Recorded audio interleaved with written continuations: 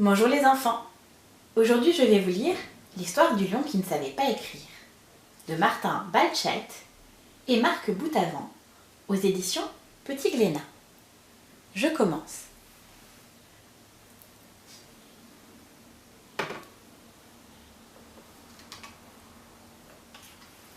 L'histoire du lion qui ne savait pas écrire. Le lion ne savait pas écrire, mais ça lui était bien égal, car il savait rugir et montrer les crocs. Et pour un lion, c'est bien suffisant. Un jour, le lion rencontra une lionne. Elle lisait un livre et elle était très belle. Le lion s'approcha pour l'embrasser, mais il s'arrêta net et réfléchit. Une lionne qui lit, c'est une dame. Et à une dame, on écrit des lettres, avant de l'embrasser. Cela, il l'avait appris d'un missionnaire qui l'avait dévoré. Mais le lion ne savait pas écrire. Il alla donc trouver le singe et lui dit « Écris-moi une lettre pour la lionne. » Le lendemain, le lion alla à la poste avec la lettre. Mais il aurait bien aimé savoir ce que le singe avait écrit. Alors, le lion retroussa chemin et ordonna au singe de lire la lettre. Le singe obéit. « Très cher ami, voulez-vous grimper avec moi dans les arbres? J'ai cueilli des bananes. Miam, on va se régaler. Bise, le lion. »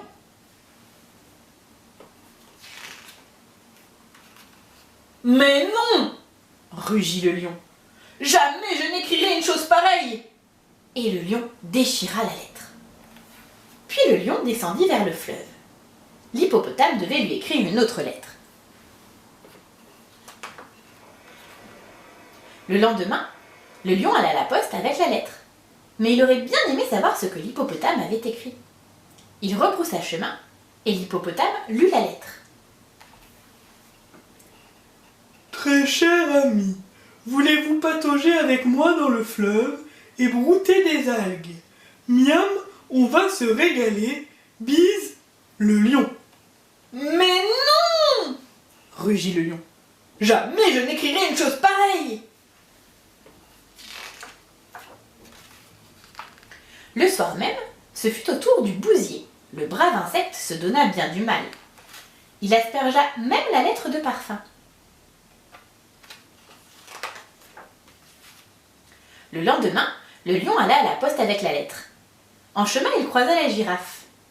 « Pouah, qu'est-ce qui sent mauvais comme ça ?» demanda la girafe.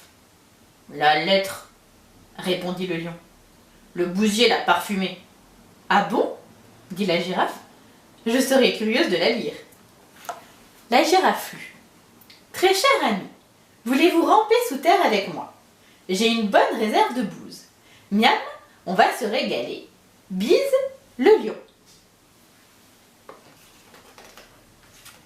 Mais non! Jamais je n'écrirai une chose pareille! Fou de rage, le lion déchira la lettre et demanda à la girafe d'en écrire une autre. Le lendemain, le lion alla trouver la girafe pour qu'elle lui lise la lettre à haute voix. Manque de chance, le crocodile venait de la croquer. Et la lettre avec.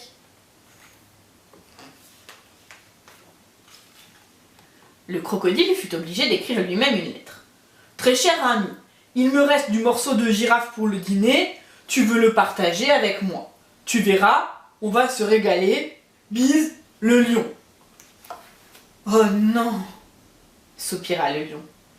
Jamais je n'écrirai une chose pareille. Le lion, furieux, déchira la lettre et demanda au vautour d'en écrire une autre. Et le vautour écrivit. « Très cher ami, je suis le lion et c'est moi le grand chef ici. Je veux faire ta connaissance. » Le lion hocha la tête, satisfait. Oui, c'est exactement ce qu'il aurait écrit. Le vautour poursuivit. « Et si on volait au-dessus de la jungle? J'ai mis quelques cadavres de côté. Miam, on va se régaler. Bise, le lion. »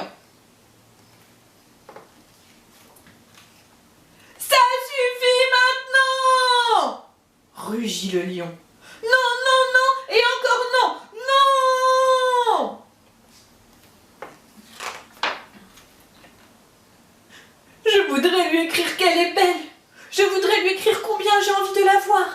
j'ai juste envie de rester avec elle, allongée tranquillement sous un arbre, et de regarder les étoiles dans le ciel. Ce n'est pourtant pas compliqué. » Et le lion se mit à rugir toutes les choses tendres qu'il aurait aimé écrire s'il avait pu. Mais le lion ne savait pas écrire. Alors il rugit encore et encore.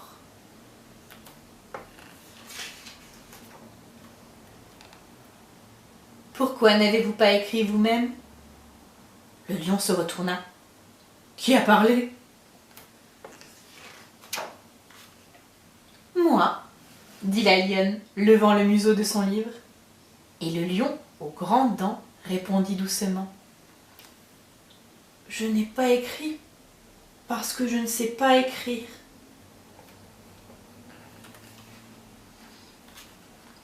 La lionne sourit, donna à lion un petit coup de museau et l'emmena avec elle.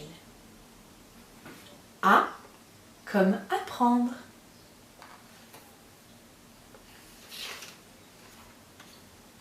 B, C. Et tu connais les autres lettres de l'alphabet? Voilà, c'est terminé. J'espère que ça t'a plu.